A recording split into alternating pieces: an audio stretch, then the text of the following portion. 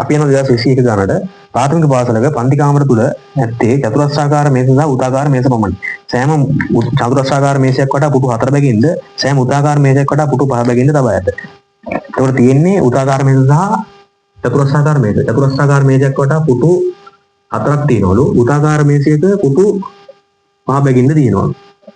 එතකොට චතුරස්‍රාකාර මේස සංඛ්‍යාව සහ චතුරස්‍රාකාර මේස සංඛ්‍යාව වෘත්තාකාර මේස සංඛ්‍යාවට 45කින් වැඩි කියලා දෙනවා.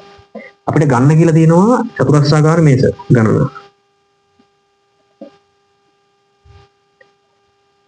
x ලෙසත් වෘත්තාකාර මේස y ලෙසත් ගන්න කියලා තියෙනවා. කතන්දරේ දීලා තියෙනවා චතුරස්‍රාකාර මේස සංඛ්‍යාව වෘත්තාකාර මේස සංඛ්‍යාවට 45කින් වැඩි. මේ වැඩි කියන කතන්දරේ කොහොමද දාන්නේ කියලා බලා ගන්න. ඒකට 45ක් නේ වැඩි. 45ක් කියන කෙනාට ප්ලග් වෙන දෙන්න වෘත්තාකාර සහ චතුරස්‍රාකාර මේස. චතුරස්‍රාකාර මේස ගණන සහ වෘත්තාකාර මේස ගණන.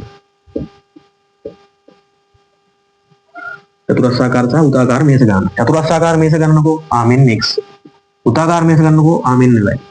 එතකොට චතුරස්‍රාකාර මේස ගණන වෘත්තාකාර මේස සංඛ්‍යාවට වඩා 45කින් වැඩි.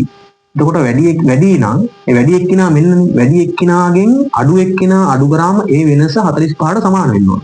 වැඩි එක්කිනා මෙන්න එයාගෙන් පොඩි එක්කිනා අඩු කරා ඒක වෙනස 45යි.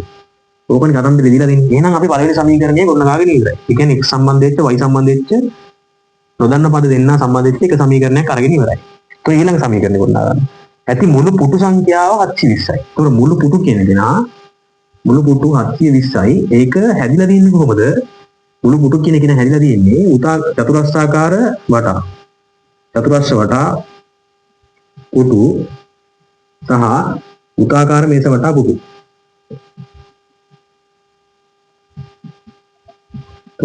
චතුරස්‍ර වටා මේ වටා තියෙන පුටු ගන්න. එකක පුටු 4ක් තියෙනවා. ඒ වගේ මේස x ප්‍රමාණයක් තියෙනවා. එහෙනම් 4යි x.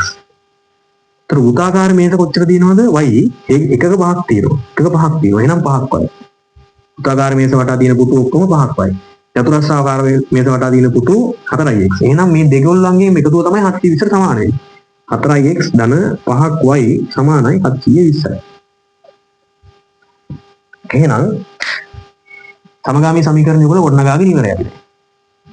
මේක විසඳන්න තමයි තියෙන්නේ. මේක පළවෙනියා කියලා නම් කරනවා. පළවෙනි සමීකරණය මේක දෙවෙනි සමීකරණය කියලා නම් කරගත්තා. දැන් මෙතන බලනවා සංගුණක. මෙතන x ඉන්නවා මෙතන 4x ඉන්නවා. එහෙනම් මෙතන x කියන කෙනා 4න් වැඩි කරා නම් මේ පළවෙනි සමීකරණය 4න් වැඩි කරා නම් මෙතන 4x කියන කෙනෙක් හදා ගන්න පුළුවන් නේ. එහෙනම් අපි වැඩි කරමු. පළවෙනි සමීකරණය 4න් වැඩි කරා. එතකොට 4x ඍණ 4ක් y 45 4න් වැඩි කරාට පස්සේ 180යි. එහෙනම් තුන්වෙනි සමීකරණය. දැන් මෙතන 4x තියෙනවා මෙතන 4x තියෙනවා. එහෙනම් මුන් දෙන්නගේ ලකුණු බලන්න. මෙයක් ධන මෙයක් ධන. ධන නම් ඒ කියන්නේ දෙන්න සමානයි නම් අඩු කරා. සිද්ධිය කරනවා අපි දැන්. එහෙනම් දෙවෙනි සමීකරණයෙන් මම මෙතන දෙවෙනි සමීකරණයෙන් තුන්වෙනි සමීකරණය අඩු කරනවා. 4x ධන 5ක් y ඍණ මේ පැත්ත 4x ඍණ 4ක් y සමානයි මේ පැත්ත 720 ඍණ 180.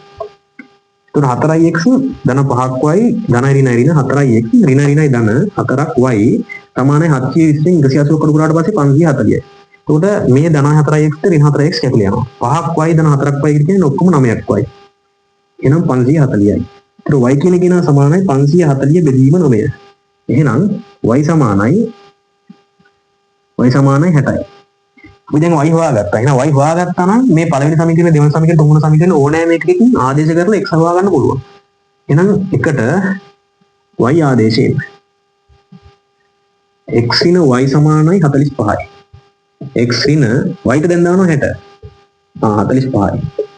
x සමානයි මේ ඍණ 60 එහා පැත්තට ගියාට පස්සේ 45 ධන 60. නෝ x සමානයි 105යි. x උත් හොයාගත්තා y උත් හොයාගත්තා. දැන් x කියන්නේ මොකද්ද? චතුරස්‍රාකාර මේස ගණන 105යි. එතකොට y කියලා කියන්නේ මොකද්ද? වෘත්තාකාර මේස ගණන 60යි.